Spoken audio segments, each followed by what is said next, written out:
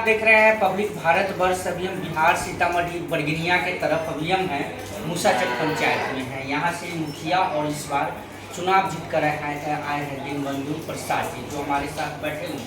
मुद्दा विशेष रूप से दो मुद्दे पर हम बातचीत करते हैं, शिक्षा और स्वास्थ्य की स्थिति कैसी है पंचायत में। क्योंकि जिस तरीके से तेजस्वी यादव जी स्वास्थ्य विभाग में जिस तरीके से एक्शन में हैं और स्वास्थ्य विभाग को कड़ा एक्शन में देख रहे हैं, क्योंकि स्वास्थ्य विभाग की सारे जगह स्थिति काफ़ी बद से बदतर है, बुरा हाल है। लेकिन पंचायत की भी स्थिति आप देखेंगे तो कोई कहीं किसी अच्छे तरीके से ठीक नहीं है, क्योंकि आज भी पंचायत में उप स्वास्थ्य केंद्र की स्थिति बद से बुरा हाल है।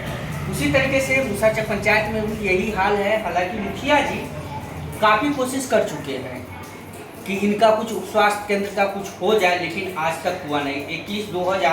21/2/2022 को ये लेटर स्वास्थ्य विभाग को ऑलरेडी लिख के दे चुके हैं, लेकिन 10 महीने हो गए, लेकिन आज तक यहाँ पर कुछ हुआ नहीं। क्योंकि जिस तरीके से बिल्डिंग है बना हुआ है, उसको जरूरी है कि तोड़ के दूसरा बिल्डिंग का निर्माण होना चाहिए, लेकिन हो नहीं पा रहा है। आप देख लीजिए रीदा में भी देखेंगे तो आपको बहुत सारा ऐसा स्वास्थ्य केंद्र है जो बनने के कगार पे है, बन भी रहे हैं, पास भी हो चुके हैं, लेकिन आज तक मूसाचक पंचायत में नहीं हो पाया। इसीलिए हमारे साथ है एजुकेशन के लेके भी हम बातचीत करेंगे। शिक्षा, जहाँ स्कूल की समस्या है, जहाँ पे आपको आज भी आवागमन, आज भी आपको बाउंड्री वाल की बात हो, मिट्टीकरण की बातचीत हो, या शौचालय की बात हो, या भवन की समस्या हो, इसके लेके भी मुखिया मरम्मती का काम करवाते हैं।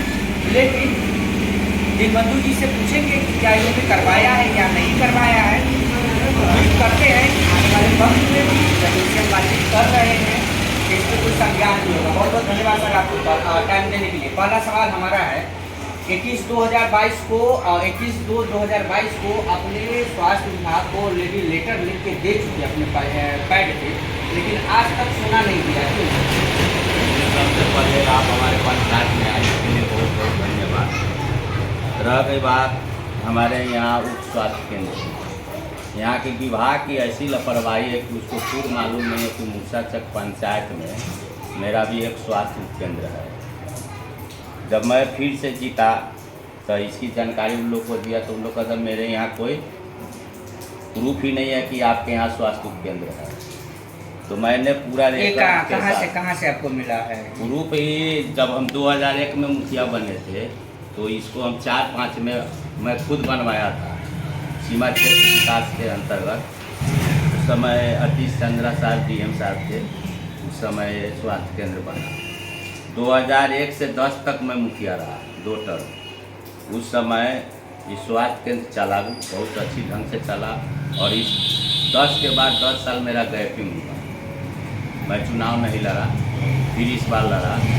स्वास्थ्य केंद्र का हाल बदतर से बद हो गया, तो मैंने इसके लिए विभाग से संपर्क किया, उनको बाज़ाब्ता पत्र भी दिया।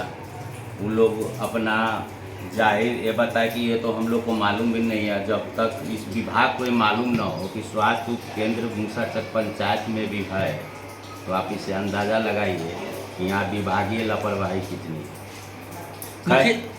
खैर ये सब जो है, मैंने पत्र दिया, DM साहब का आदेश भी दिया, जो इसमें आप देख सकते हैं। पंचायत को उनका आदेश भी दिया, इस सब से उन लोग को अवगत कराया।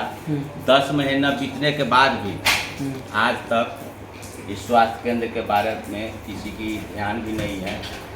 अब रह गई, फिर से मैंने मुखिया माना था इसको, तो हम अपने कार्यकाल में अपने हिसाब से तो ले ही रहा हूँ, लेकिन आजकल जो बजट है, बजट को तो अब विभिन्न भागों में बांट दिया गया है। नहीं, स्वास्थ्य विभाग का भी बजट 1,25,00,000 का है। मेरे यहाँ जो आता है, मेरे विकास कोष में जो पैसा आता है उस हिसाब की बात है। स्वास्थ्य विभाग का तो अपना जो है सो है, लेकिन मेरे यहाँ जो आता है उस हिसाब से अभी इसको मरम्मती कराने के लिए भी मेरे पास पैसा अभी उतना उपलब्ध नहीं। मरम्मती हो सकती है बिल्डिंग की, हम हो सकती है अगर मरम्मती किया जाए और उसमें नर्स ANM और डॉक्टर बैठाया जाए तो काम स्टार्ट हो जाएगी। मुखिया पर काफ़ी दबाव रहता है चुनाव जीतने के बाद।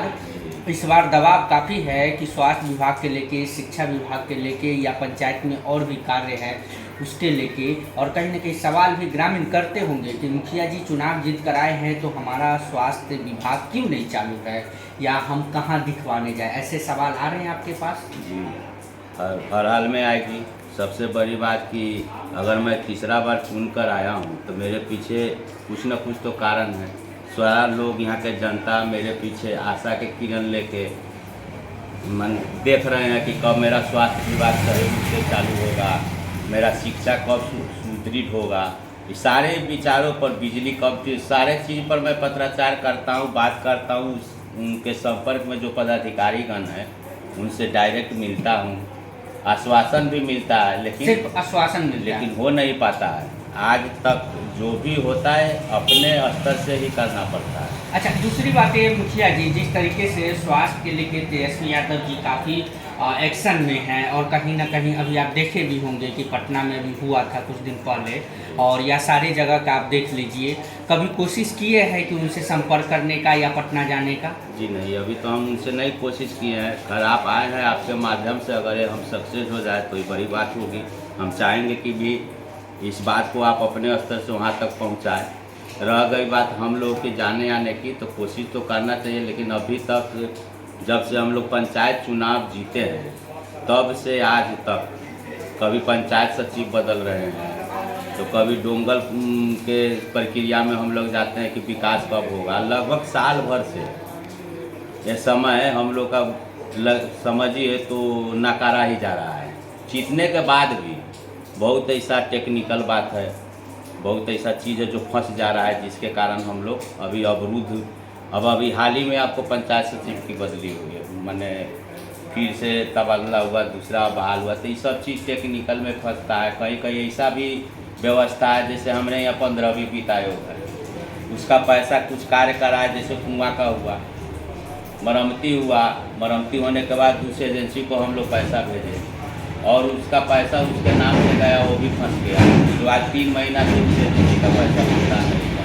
तो कहीं ना कहीं जो सरकार टेक्निकल में हम लोग को बन जा रहा है कि कहीं ना कहीं हम लोग उसमें फंस जा रहे हैं। एक और मुद्दा है शिक्षा के लेके। शिक्षा के लेके हमेशा सवाल उठते रहे, बातचीत होती है, लेकिन मेरा मानना है, या कहीं भी आपका भी मानना होगा, कि शिक्षा में कहीं अगर बिल्डिंग की समस्या ना हो और बाउंड्री वाल की समस्या ना हो, या मिट्टीकरण या शौचालय अगर साफ़ सुथरा हो, तो एजुकेशन अपने आप ठीक हो जाएगी। लेकिन आपके यहाँ ये समस्या है या नहीं? हमारे यहाँ जो है सबसे बड़ी बात कि शिक्षा की मामला जो है ना, आज के समय में जो शिक्षक है, जो पेरेंट्स है, बच्चे का जितने पेरेंट्स है, चाहे वो पेरेंट्स की कमी हो चाहे शिक्षक की कमी हो, अभी तक अपने बिहार में लगभग हम 90% दावे के साथ कह रहे हैं कि यहाँ के समाज की जो सोच है कि हम स्कूल की व्यवस्था कैसे रखते हैं, हमको अपने बच्चे की व्यवस्था कैसे रखते हैं, शिक्षक को जो पैसा मिलता है उसको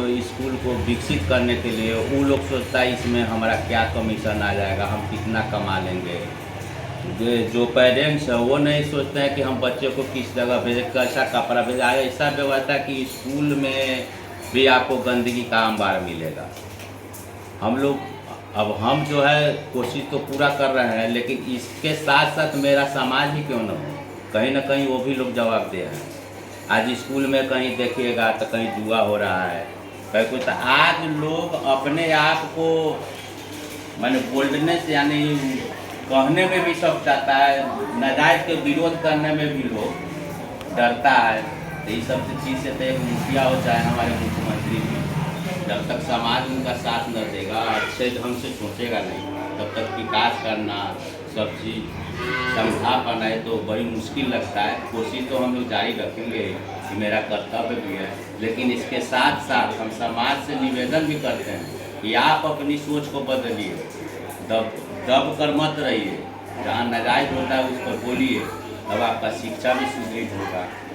टीचर कब आते हैं इस पर भी देखिए, हर जगह तो सब लोग उपलब्ध है नहीं। मैं तो यही संदेश समाज के साथ साथ सारे लोगों को देना चाहूँगा। मूसाचक पंचायत के मुखिया जी दीनबंधु प्रसाद जी, जो इस बार तीसरी बार चुनाव जीतकर आए हैं, उनसे हम बातचीत कर रहे थे। बहुत अच्छा इन्होंने लास्ट में संदेश दिया कि सारा जवाबदेही मुखिया के ऊपर मत थोपिए। और सही बात है, क्योंकि समाज में अगर आज के टाइम में इस तरीके से हो चुका है कि मुखिया जी को आगे किया जाता है, पीछे से हम रहेंगे, मुखिया जी अगर सवाल खड़ा करेंगे तब हम करेंगे। क्यों? आखिरकार मुखिया ही सवाल क्यों खड़ा करेंगे? आप भी सवाल खड़े कर सकते हैं जहाँ सच्चाई है। दूसरी बात है कि एजुकेशन जहाँ शिक्षा होती है वहाँ पर आज भी गंदगी तो है ही, साथ में ये जुआ का अड्डा भी है।